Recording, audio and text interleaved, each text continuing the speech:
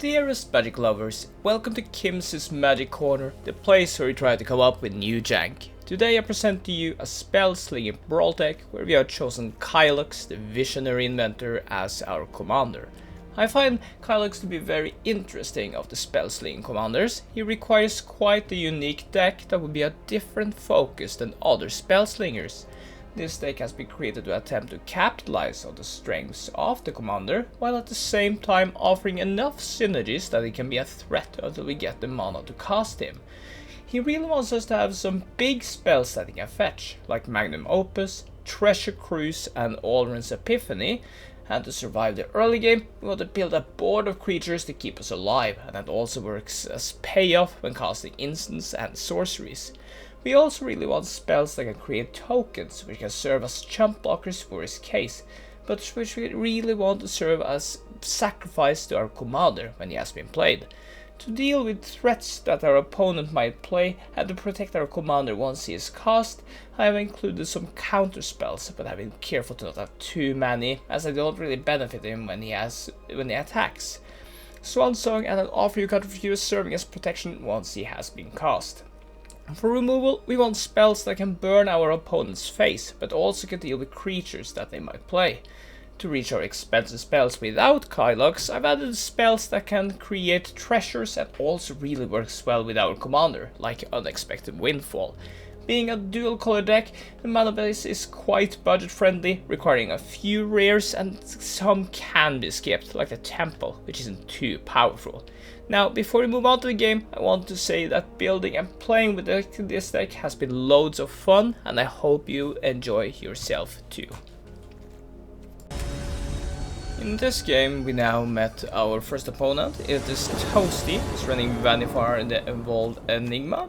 We are looking at our good first opening hand, which is looking quite good. It has a good early game, it has some interaction, and it has some plays that we can do. We play our first island and a forest, and we await what it can do. Here we decide to see if we can keep a counter spell for our opponent, see if we can catch off any kind of ramp that he might be holding with our Jawari Disruption. The opponent then decides to place a Disguise card that's on theme with his commander. We then decide to cycle this card and see if we can fix our mana base and continue to play land each turn. Now, here we decide to play Saheeli. She should be able to survive several hits from this creature. I think of maybe foretelling, but I've decided Saheeli surely will be able to survive so that we can gain some value from her passive ability. Our opponent seems to be thinking a little bit, and I expect the commander to be played. It's Vannifar, and she seems to be synergizing with cloaked creatures. Here she comes, and she puts a counter on the cloaked disguised creature, so he continues to survive. Now here I was able to play our synergies and we kill the commander with Stoked Flames.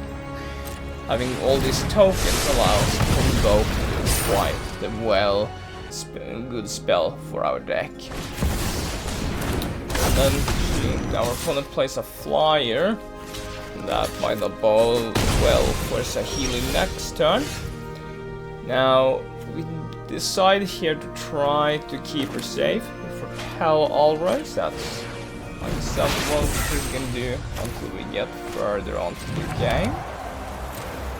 And we try to keep our creatures open so that we can keep Saheeli safe, but the flyer will pose a challenge. Now the opponent seems to pass. I think the opponent might be a bit afraid that we might have a response at instant speed for him. It doesn't really seem we were able to capitalize on that anyway. Now the opponent attacks us and is able to kill off Sahili, unfortunately, but that should be okay.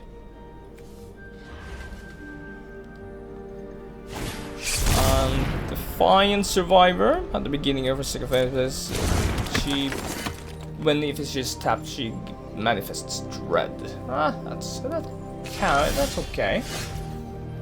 Moving on to our 7th turn, we really want to be casting Kylox, but I think we're going to start off with Aldous Epiphany, just to get a bit of ramp and just to draw a card and just to have more tokens that we can sacrifice for Alrund. I also used it as kind of like a feel on seeing if the opponent had any counter spells. It didn't seem like he had, so I decided that this was time to cast Kylox. We also had an offer you can't refuse to keep him safe. Now we just attack with everything, and we go ahead and sacrifice all our creatures, and so that we can see if we can find any strong spells.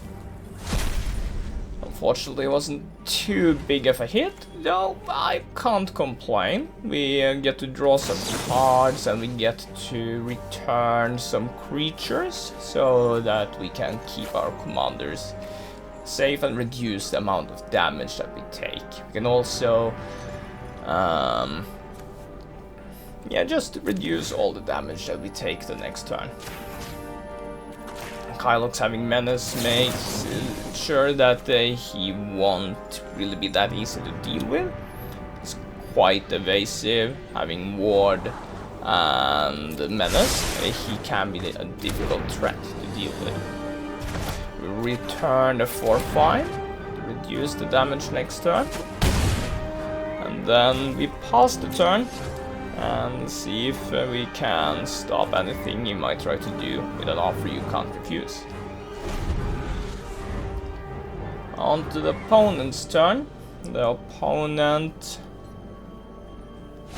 decides to play Paranormal Analyst and then attacks with everything. This allows him to be tapped for the Defiant Survivor, making it so that they can manage Dread, a new creature for them, and then they were able to return a card to their hand.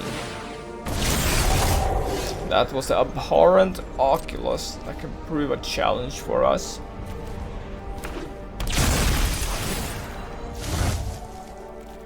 But the opponent is tapped out, leaving us very open to really capitalize on all the cards we drew last turn. We cast the 3rd path Iconoclast, creating many creatures. I think it's too late for the Giovanni Disruption. And we discard it. Then you cast Expressive Iteration. Now, I would love the Storm-Kiln Artist, but we don't really have the mana for it. Therefore, we just exile a counter spell so that we can have it ready for in case the opponent casts anything at all while we have it open. Then we see if we're lucky to attack with the Kylox. He needs to at least block with 2 creatures. We sacrifice our token. And here we were very lucky getting the Magnum Opus.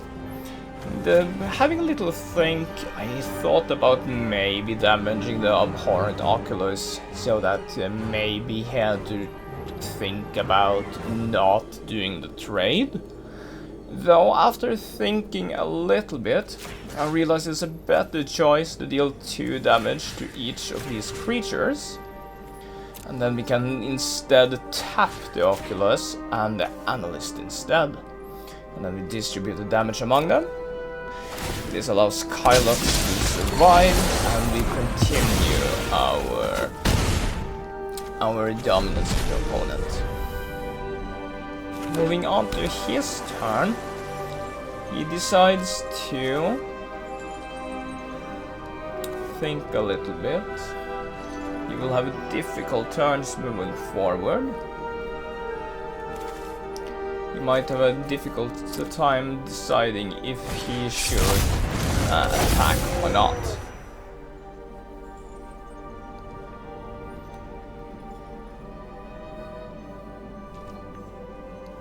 I think he should not attack. And he decides to pass the turn. I think that's a wise choice.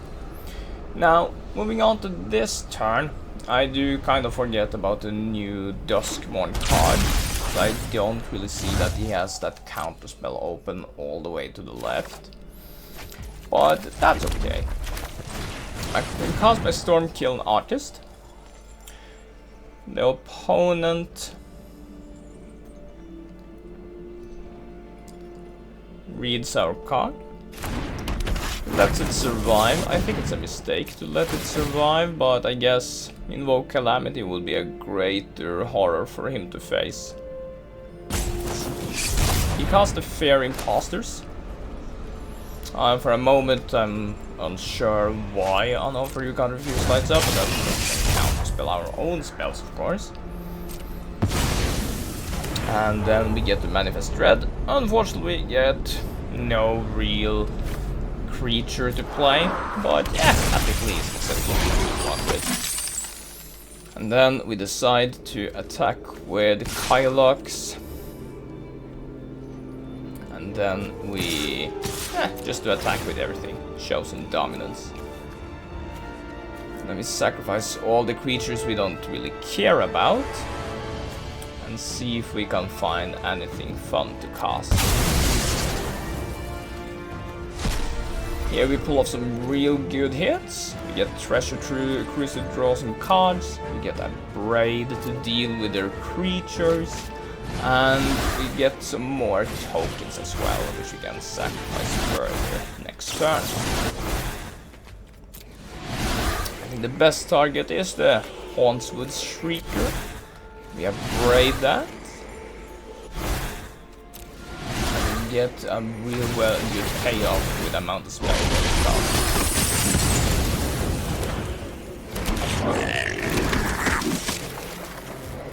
There we can see we have some cool spells for the next turn. We have Complete the Circuit and Experimental Overload. That surely will pay off next turn. So Complete the Circuit is a convoke spell, and it allows us to copy the two next spells, or it copies the next spell being cast twice. That will surely pay off well with Experimental Overload. Unfortunately, Kylox had to die, but we have been real lucky with our land hits this game, so surely it will be good to use next turn.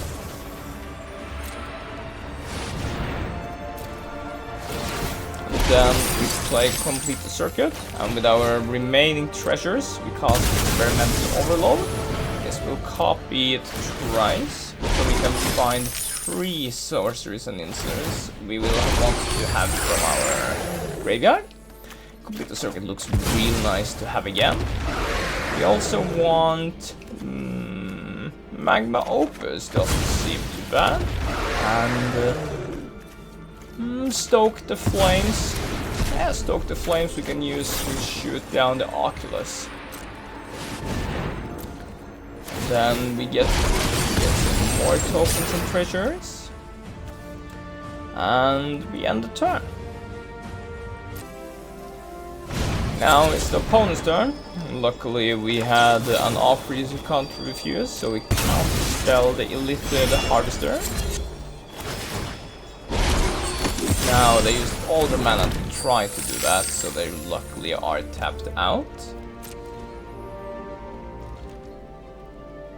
So now we can safely play the commander and have quite the devastating turn.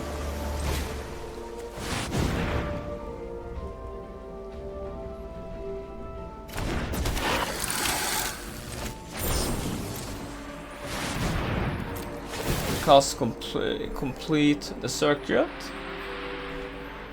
We copy some spells. Now the opponent is real kind of him to allow us to get this turn.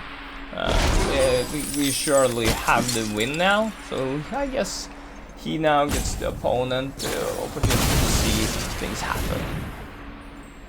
We do have lethal on board, even whatever he does. It's kind of fun.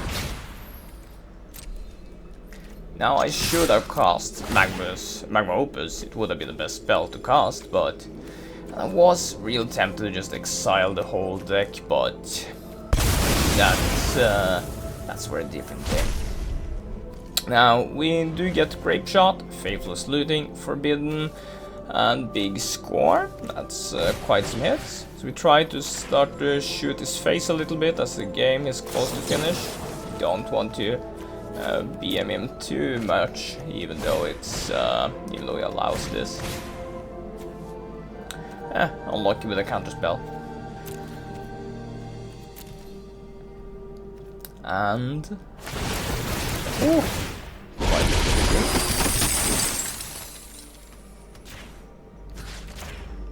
Grape Shot some more to the face.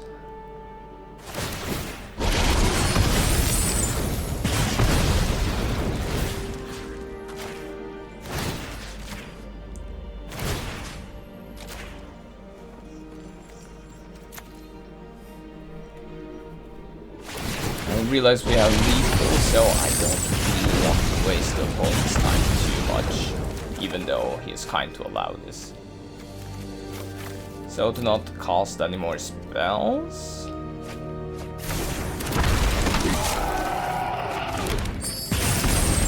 There, and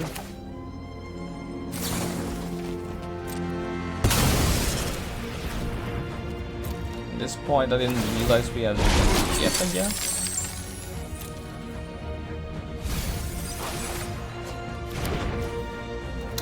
Might as well give us some more power. Now you see a pair of goblins is one of the choose one spells I really like. It can really allow you in a different game to power up all the tokens. So you can sacrifice them for Kylox, because Kylox he counts the power and toughness that's being counted when casting the spell and you exile tokens.